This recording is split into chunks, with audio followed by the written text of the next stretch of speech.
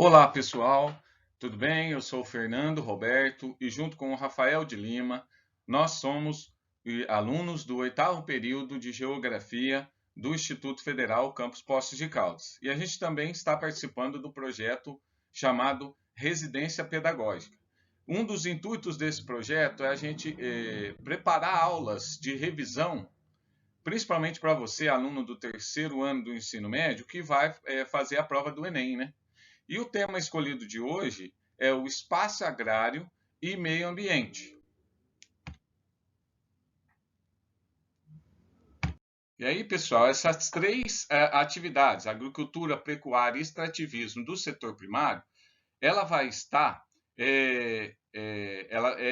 a gente se retira, né? Retira os bens, a matéria-prima da natureza, posteriormente ela irá ser transformada em bens de consumo industrializado, processado, né? Aí a gente vai chegar no setor secundário, onde essa matéria-prima pela primeira vez vai ser processado, industrializado, e o setor secundário ele vai ser onde o produto é, fica pronto, vamos dizer assim, para a gente poder consumir, ou para ir à venda, para ir para o mercado, que vai acontecer de que vai diretamente de uma fábrica até a disposição, vamos dizer assim, da nossa para a gente poder comprar, né?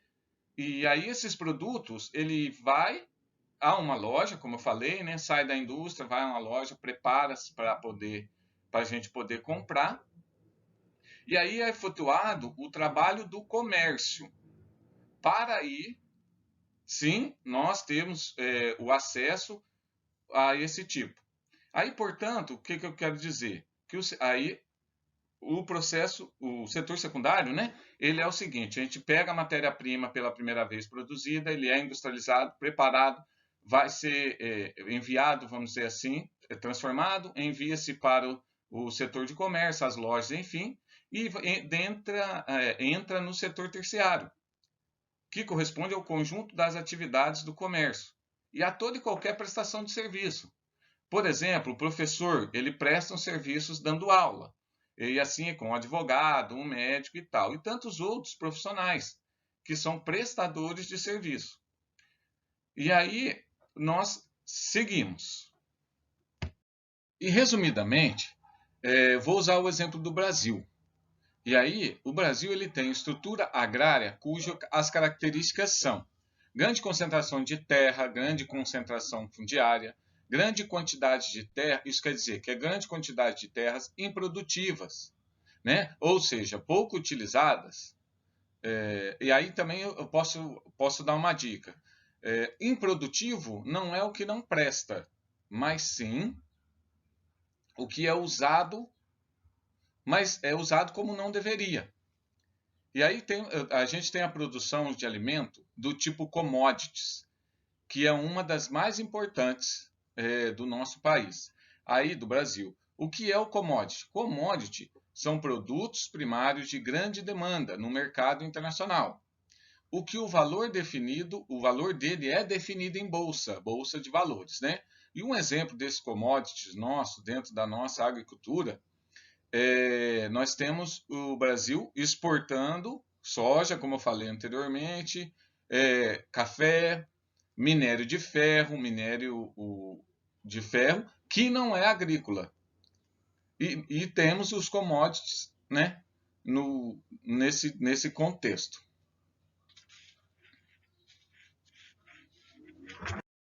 E aí, um outro exemplo também de modelo agrícola, que a gente conhece, ele é chamado de cinturão verde, e tem mais um, né, bacia leiteira. O cinturão verde, na verdade, é onde há a produção de hortifrutigranjeiros, né, de folhagens, e essa produção ela é feita mais próximos aos arredores da região chamada serranas, né, dos municípios. E aí ela fica o mesmo valendo para as bacias leiteiras. Aí nesse caso, bacia leiteira, a produção de leite, né, vai ficar também perto dos municípios menores do que relativamente próximo menores, mais relativamente próximas a metrópoles, porque essa produção ela é perecível, ela pode estragar. Então, rapidamente com o intuito de que rapidamente ela vai ser levado ao consumidor. E aí a gente seguindo vem a Revolução Verde. Essa expressão, na verdade, a Revolução Verde, ela foi uma organização de agricultura feita na modernação nas décadas de 50 e de 60 nos Estados Unidos, que são um modelo, né, um modelo, e foi espelhado por outros lugares do mundo. Na verdade, eles criaram essa revolução, essa expressão é usada para a produção de alimentos com o intuito de matar a fome. Mas, na verdade, eles trouxeram modelos e formas de produzir alimento com modernização agrícola. E eles foram modernizando, e com essa modernização, obviamente, teve algumas questões positivas ou negativas. E aí, com ela veio a modernização no campo, ela está ligada diretamente ao uso de tecnologia avançada, que inclui colocar as máquinas para trabalhar em lugar de homens, ou seja, tirando um pouco do trabalho de pessoas e substituindo por máquinas. Depois vem a semente geneticamente modificada por laboratório, na verdade, o intuito era de alimentos para matar a fome, e eles vêm produzindo, faz uma grande escala de um comércio, né, onde o aumento acaba trazendo o aumento do lucro de alguns países, que caracteriza e que são, por característica, exportadores de alimentos no comércio internacional. Né? Então ela vem com essa ideia, só que ela vira um grande negócio internacional que permite se plantar em qualquer lugar onde o solo era pouco fértil. Então essa produção ela vem em grande escala e faz com que aquele solo que não era fértil ele se torne fértil. E com isso vai crescendo, vai expandindo o agronegócio, né? No Brasil, e com ele os impactos ambientais. E essa fronteira cresce à medida que a agricultura cresce para lugares onde não tinha cidades de apoio. Então, eles vão crescer onde não tinha nenhuma ajuda, vamos dizer assim. Essa ajuda chega e faz aquela produção crescer. E aí essa expansão do agronegócio, como eu falei, ela traz alguns fatores. Com ela vem as consequências. Aí vem a onda da modernização, como eu te falei, que começam a aparecer as máquinas e vai substituir as pessoas. Ele aumenta o desemprego, né, com essa substituição, onde na colheita trabalhava-se pessoas trabalhavam-se de 2 a 3 meses, vai ficando mais ruim essa garantia, a remuneração é baixa, essa tecnologia, cada vez que se melhora, ela vai ficando mais cara, quem não tem condições não consegue acompanhar. O aumento de pequenos proprietários que têm condições de competir, há um aumento daqueles que têm as condições. Se não têm condições, eles vão desistindo, aí começa a procura por um terreno mais barato, para continuar a plantar esses proprietários que não têm a condição de acompanhar essa revolução, e depois eles vão embora. Se não tem condições, eles vão embora, provocando aí um inchaço urbano nas cidades, à procura de emprego. E aí gera outros conflitos. Então, essa parte negativa. Né? Então, essas mudanças, essa evolução, ela veio com o intuito, foi com outra ideia, era alimentos para a fome, não virou fome, virou um grande negócio. E aí, seguindo os tipos de agricultura, como eu bem disse um pouco anterior, aí a gente escolhe as duas, né, principais, a extensiva e a intensiva. É só uma diferença entre um e outro para a gente entender. A agricultura extensiva é aquela que tem baixa produtividade. Ela tem também, ela é aquela agricultura tradicional, familiar, né? Ela possui as técnicas arcaicas, técnicas que foi passando por gerações. Com isso, obviamente, o baixo índice de exploração do solo, o mau uso do solo, a extração do solo bom vamos falar didaticamente, o solo, eles estragam o solo que era para ser bem utilizado, vamos dizer assim, e a mão de obra é desqualificada, não há qualificação nenhuma. Já a agricultura intensiva, ela vem do contrário, ela vai ter a alta produtividade, ela tem uma agricultura moderna, não é arcaica, com já o uso de tecnologia, vem a mecanização, traz as máquinas, substitui sim homens por máquinas, mas assim aumenta a produtividade, tem um alto índice de exploração da terra, tem o cuidado, tem os testes da terra, o uso certo do solo, tem essa rotação de culturas.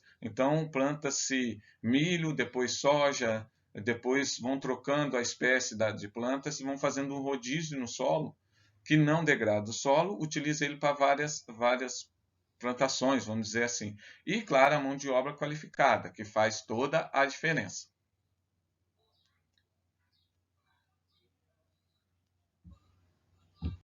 E a agroecologia é uma forma de agricultura sustentável, que vai retomar aquelas concepções agrônomas anteriores à Revolução Verde, né? Então ela fica, vamos dizer assim, arcaica, fica na sua produção antiga e se diz e entende que é a melhor a ser usada.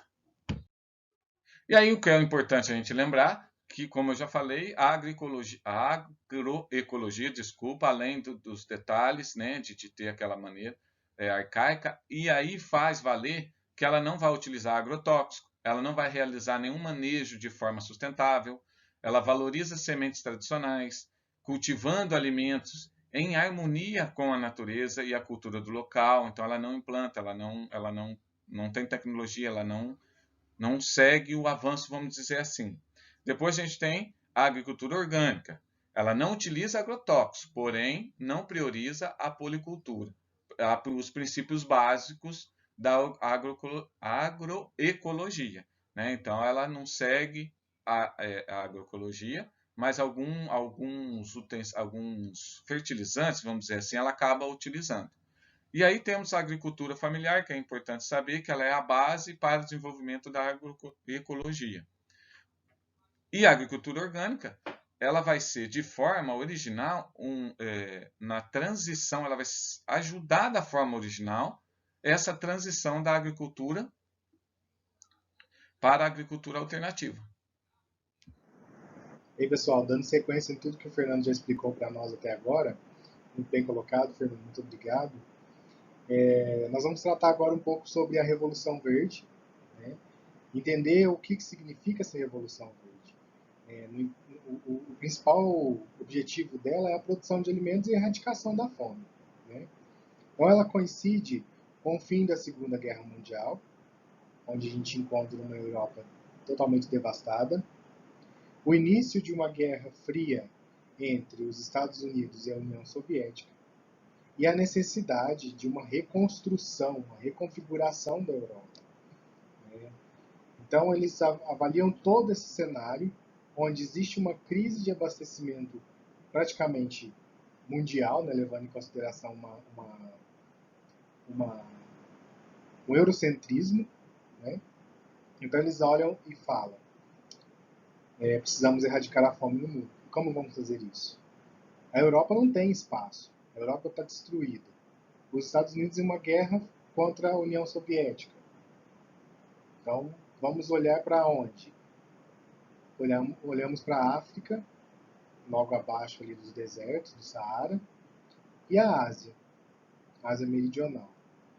E aí, observa-se que existe um grande espaço, um grande contingente de terras que podem ser agricultáveis. Então, toma-se partido a partir desse pano de fundo, onde precisa se erradicar a fome nesses dois continentes e, consequentemente, acaba-se com a crise de abastecimento de outros países. Né? Então, existe uma necessidade de uma produção de monoculturas para que possam ser abastecidos outros países do mundo.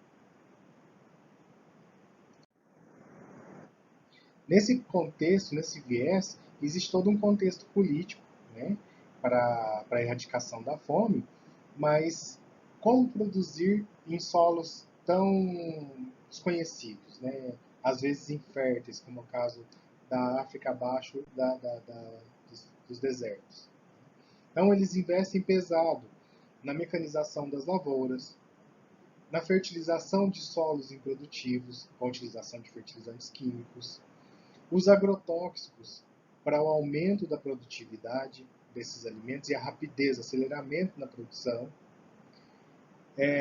a implantação dos CAIs, que são os complexos agroindustriais, ou seja, onde existia uma lavoura de subsistência, onde existia um cultivo de famílias, né? Elas passam a produzir em grande escala, larga escala.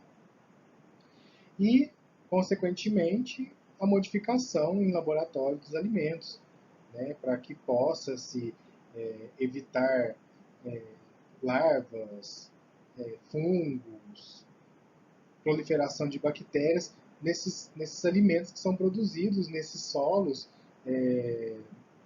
novos, né, onde se encontra dificuldade na produção, dificuldade no manejo natural, existe a necessidade da implantação de elementos exógenos, externos a essa natureza. Então, aí é a formação dos complexos agroindustriais. Então, a Revolução Verde no Brasil, ela vem acontecer na década de 70, no ano de 1970.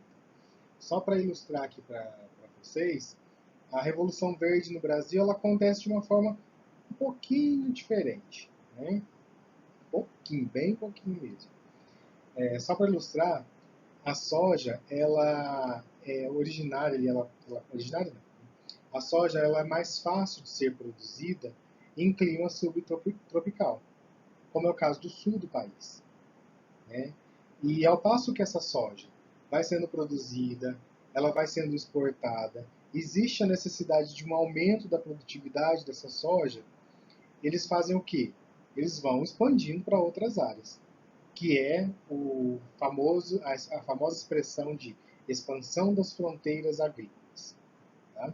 Então essa soja ela vai avançando ali do sul do país para o centro-oeste, que é uma região que é um bioma de cerrado, onde as terras são mais ácidas, o clima é mais quente, é de difícil a aceitação do cultivo da soja nesse solo. O que é feito? Uma correção do solo com a calagem, a utilização do calcário, para que essa soja se adapte a esse tipo de terreno. E ela começa a produzir. Essa calagem é um dos processos mais simples, tá, pessoal? Logo na sequência vem agrotóxicos pesados, né, de grande tecnologia para o cultivo da soja.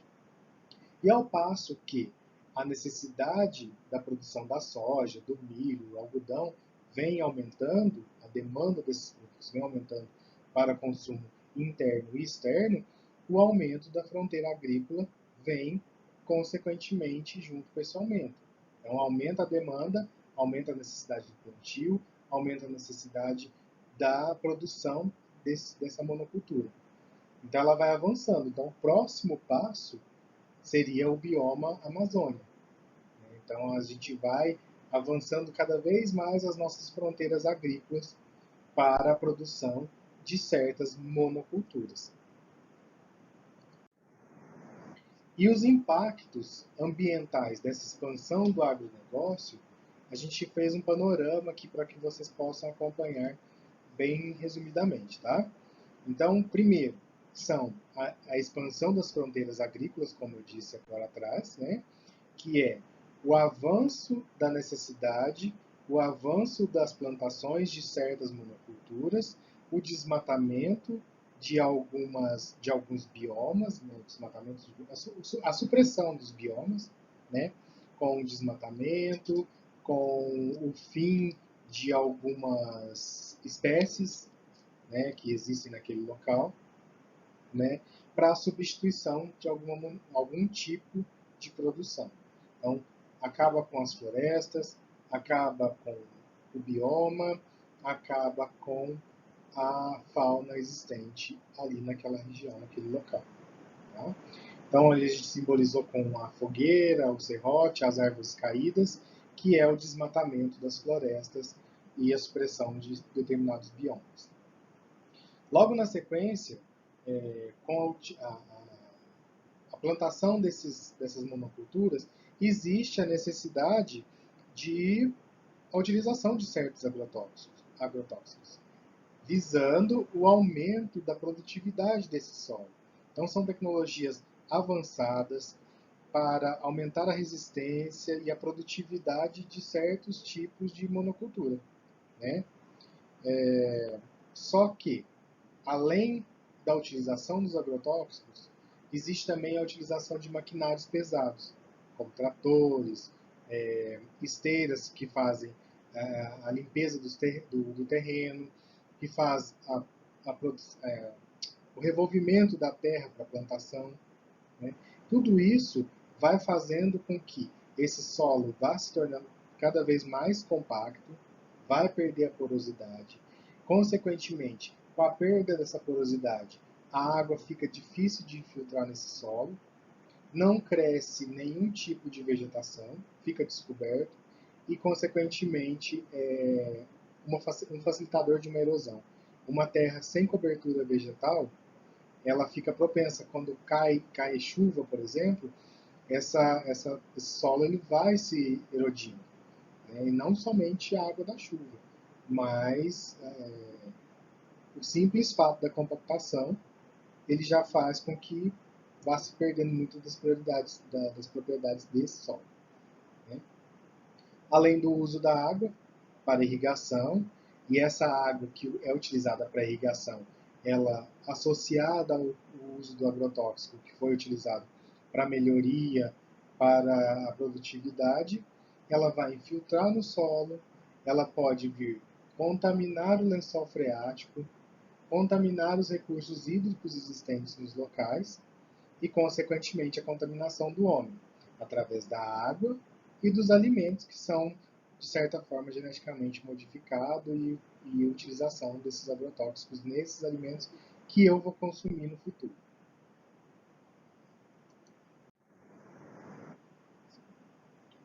Então, levando em consideração todo esse panorama que a gente avaliou aí sobre os tipos de agricultura existente, os tipos de os impactos ambientais que esses tipos de agricultura podem oferecer para o meio ambiente, o Sistema Nacional de Unidades de Conservação, que é o CNVC, ele cria diversos tipos de conservação para o intuito de proteger um determinado bioma, né, ameaçado pela expansão das terras agricultáveis, e também ele fornece medidas de fiscalização desses biomas para responsabilizar os produtores, né, de certa forma. Ele responsabilizando os produtores, ele coloca a possibilidade de cobrar deles, né? As atitudes incorretas com o meio ambiente são possíveis de serem cobradas com a aplicação de multas, com aplicações da retomada de terras, para que não haja um relaxamento de outros produtores, onde eles percebam que estão sendo cobrados pelas suas atitudes incorretas com o meio ambiente, então eles não flexibilizem a forma com que tem que ser feito o manejo do solo, o manejo da agricultura em determinados biomas, em determinados locais do país, na verdade no planeta todo, né? Então, só que isso só não é suficiente, né? Então, existem conferências, existem reuniões que envolvem os líderes do mundo todo com a intenção de melhorar o planeta que se vive, né? Então, vou passar aqui agora rapidamente um panorama dessas principais conferências que existiram no mundo e que estão até hoje muito, muito presentes no tocante de conservação ambiental, tá? Por exemplo, a primeira conferência que se tem, a primeira não, uma das primeiras e mais relevantes é a Conferência de Estocolmo, né, que é um marco histórico nas políticas de gerenciamento ambiental, que ela visa diminuir os impactos ambientais negativos. Ela preza muito pela preservação da fauna e flora, como atitude essencial, a redução do uso de resíduos tóxicos e preza também pelo apoio ao financiamento para que sejam desenvolvidas os países menos desenvolvidos na questão ambiental. Depois disso vem a ECO 92, ou Conferência das Nações Unidas, que ela retoma pontos dessa Conferência de Estocolmo, porque essas coisas vão sendo deixadas de lado aos poucos, né? Então precisam ser constantemente lembradas. Os principais pontos dessa Agenda 21 são cooperação dos países desenvolvidos para acelerar o desenvolvimento dos menos desenvolvidos, combate à pobreza, mudança dos padrões de consumo, que é uma coisa que a gente tem que bater sempre, fazer sempre um resgate interno nosso, combate ao desmatamento, desflorestamento e conservação da diversidade biológica. O Protocolo de Quioto, que estabelece metas para a redução da emissão de gases de efeito estufa. O Protocolo de Quioto entrou em vigência no ano de 2005. Existem 55 países envolvidos e responsáveis por a emissão de 55% dos gases de efeito estufa. Então ele solicita a diminuição da emissão dos gases de efeito estufa. Depois vem a Rio+10, que aconteceu 10 anos após a ECO 92, no ano de 2002, com o envolvimento de 189 países e centenas de organizações não governamentais. Ela busca a necessidade de proteger a biodiversidade, a promoção ao acesso à água potável, melhora do saneamento básico para populações, acesso à energia, saúde, combate à fome e aos conflitos armados, ao narcotráfico e ao crime organizado. E a Rio+20, que aconteceu no ano de 2012, 20 anos após a ECO 92, ou seja, de tempos em tempos é necessário fazer uma releitura, fazer um puxão de orelha nos países para que eles façam bem o papel que tem que ser feito em relação à preservação do meio ambiente. E 20 anos após a ECO 92, acontece a Rio+20. Ela aconteceu no ano de 2012, no Rio de Janeiro, né? 20 anos após a decorrência da ECO 92, e para vocês verem que é necessário fazer as lembranças, fazer os puxões de orelha nos países envolvidos nessas agendas, para que possa ser feito o dever de casa com relação ao meio ambiente. Então, as principais propostas do documento que é chamado Futuro que Queremos são a erradicação da pobreza, a integração de aspectos econômicos, sociais e ambientais ao desenvolvimento sustentável, ou seja, investimento no desenvolvimento sustentável, a proteção aos recursos naturais, mudança nos modos de consumo, a promoção ao crescimento econômico sustentável e redução das desigualdades, além das melhorias das condições básicas de vida. Ou seja, todas essas medidas, todas essas reuniões, essas conferências, elas são um resumo de que, onde todas as nações, elas buscam juntas resolverem, tomarem atitudes e medidas para a melhoria do meio ambiente, visto que é um problema ambiental que não ocorre de forma delimitada, né? Ela não tem fronteiras. Se surge um problema de ordem ambiental, ele não termina no fim do município de Poços de Caldas. Ele abrange outros municípios, ele abrange todo o nosso perímetro, se não o país todo, né? Nesse sentido, é necessário que haja uma colaboração global, né, para que se possa melhorar as condições de vida em todo o nosso planeta. Então, essa é uma reflexão, além de uma revisão, é uma reflexão para que a gente possa tornar possível uma melhor condição de vida no nosso planeta. Espero que vocês tenham gostado. Bons estudos, boa prova. Um abraço.